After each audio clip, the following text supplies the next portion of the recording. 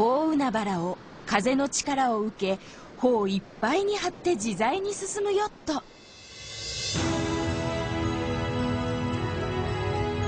Japan launches solar-powered Venus probe early Friday morning, May 21st. The Japan Aerospace Exploration Agency, or JAXA, launches its H-IIA rocket carrying the Venus climate orbiter Akatsuki. Once in space, the probe will be powered by an innovative kite-shaped space yacht known as IKAROS, or Interplanetary Kite-craft Accelerated by Radiation of the Sun, as explained by Mr. Yuichi Tsuda, Assistant Professor of the JAXA Space Exploration Center. ソーラーセールというのは簡単に言うと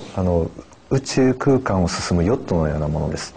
ヨットというと地上では海の上を風を受けて進むものです、船ですけれども、それと同じように宇宙空間を太陽の光の力を受けて進むことができるのです。一番薄いところで 7.5 ミクロン、これは髪の毛の太さの10分の1ぐらい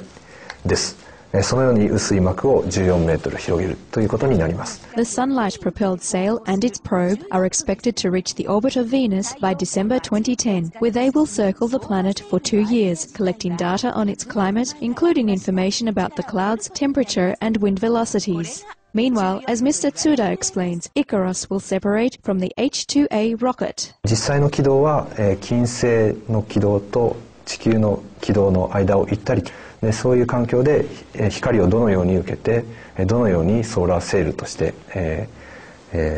進む方向をコントロールできるか、それを、半年を過ぎた後も、実験し続けたいというふうに思っています。Our sincere congratulations, Japan Aerospace Exploration Agency, on your successful launch, and we thank Professor Yuichi Tsuda for helping us understand the innovative IKAROS. We look forward to further insights about our Venusian planetary neighbor as well as the green technologies that could power our future. セールを一気に展開するため大きな振動が生じますが、次第に収まり、遠心力によって外向きの力が働き、